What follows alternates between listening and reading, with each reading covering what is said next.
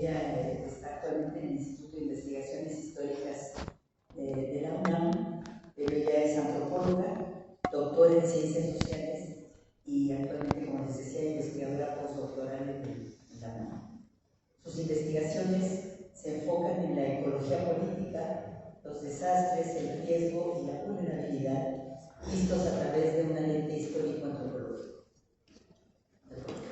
Es candidata del Sistema Nacional de Investigadores, miembro de la Red de Investigación Políticas Públicas para la Gestión del Riesgo de Desastres en América Latina, y del Seminario Permanente de Estudios Históricos y Sociales de Endemias y Epidemias en Iberoamérica. Ha participado en actividades académicas con investigadores de América Latina, España, Estados Unidos y Nueva Zelanda. Es docente y asesora en el área de protección civil y gestión del riesgo.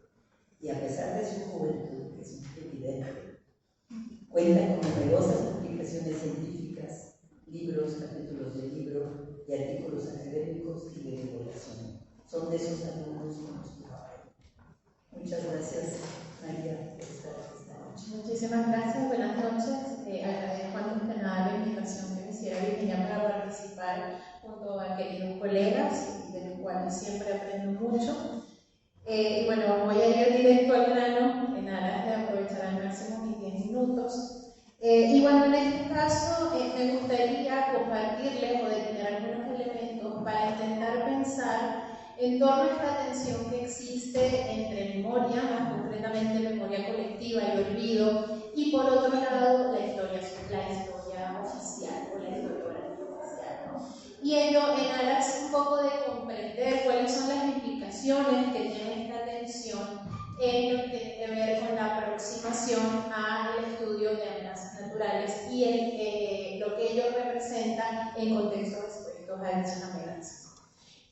Para explicar esto me voy a centrar básicamente en dos ejemplos en concreto. Por un lado, el huracán Janet, que llegó a Quintana Roo en septiembre de 1955, y por otro, el sismo del 19 de septiembre, que es ampliamente conocido por todos ustedes, particularmente en lo que se refiere a la experiencia del estado de Morelos. Pero precisemos primero qué vamos a entender por memoria colectiva. Pensemos que la memoria colectiva son ese cúmulo de narrativas, de tradiciones, de símbolos que configuran un grupo social en particular. Es por medio de las relaciones de interacción social que se construye esta memoria. Digamos que no está por ahí flotando en el interior de cada individuo, sino que se construye a partir de nuestra interacción y de nuestro vínculo también con el entorno. En este sentido, pensamos que es algo que se construye, se comparte y se transmite entre el interior de la sociedad. Un aspecto característico, con relación al paso del huracán Janet es precisamente la manera como permeó la historia de Quintana Roo, particularmente su capital, Chetumal, y sus alrededores. Tras su paso, pues, hubo un montón de pérdidas humanas y materiales. No se sabe a ciencia cierta la cantidad de fallecidos. En aquel momento se calcula más o menos 35.000 personas que habitaban Quintana Roo, justamente concentrados en Chetumal y sus alrededores, que fue por donde avanzó el huracán. Varios poblados quedaron incomunicados, sin comida, sin alimentos, sin servicios básicos, y en el caso de Chetumal, la mayoría de las viviendas que en ese momento eran básicamente de madera quedaron completamente destruidas. La principal fuente de ingresos era la riqueza forestal, que también sufrió un quebranto considerable y luego de lo cual jamás pudo recuperarse. Entonces pensemos que el desastre marcó un antes y un después en muchos aspectos y muchas dimensiones de este contexto.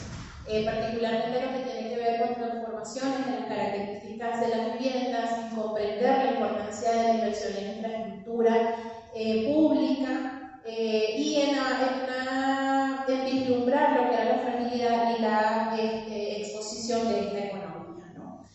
Aunque las principales zonas afectadas, que eran básicamente las que se encontraban en las proximidades de la bahía, poco a poco fueron ocupadas nuevamente. En su momento esto generó la posibilidad de aprender de lo sucedido. Pensemos en especies de respuestas adaptativas donde se produjeron cambios importantes, aun cuando en la actualidad se han generado nuevos procesos contradictorios en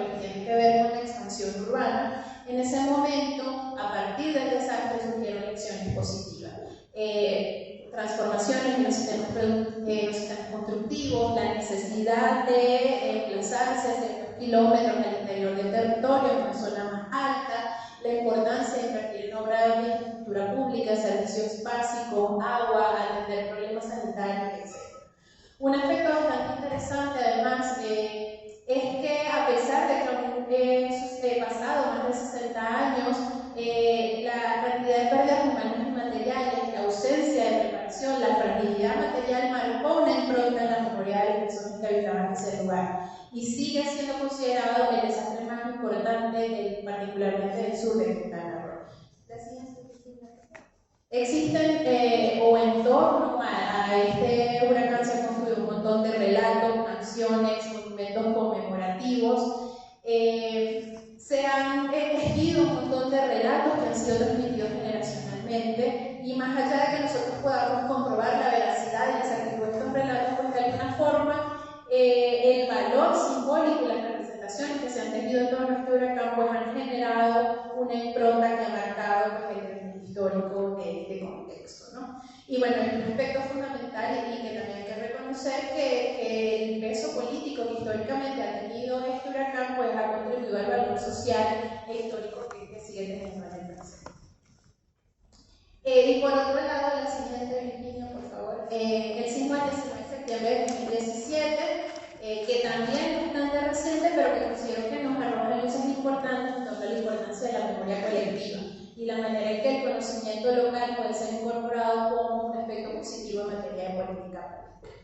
No me voy a detener a caracterizar el desastre, creo que es bastante conocido y sufrido por muchos de los que están acá, pero sí insistir, porque creo que esto hasta el momento ha sido bastante invisibilizado, que uno de los lugares que sufrieron la mayor cantidad de afectaciones fue el sur del estado de Morelos.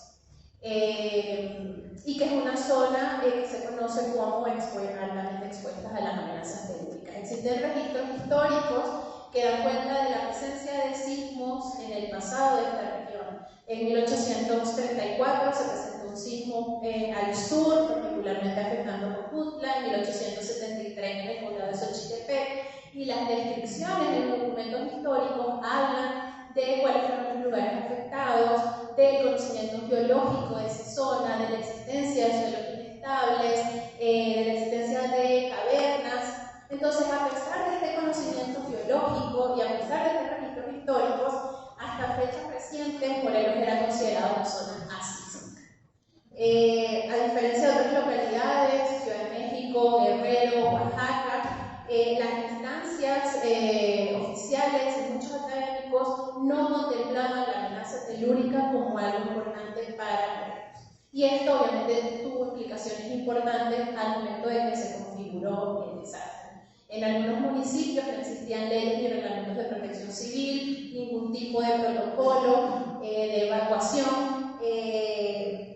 Digamos que en términos generales ni la población ni las instituciones estaban preparadas para tener una emergencia y el desastre que siguió al sismo.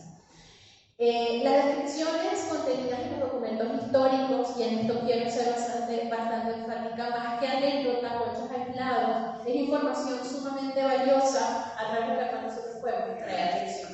Aprender a identificar, por ejemplo, cuáles son esas infraestructuras particularmente vulnerables, cuáles son esos lugares particularmente expuestos a ciertas amenazas.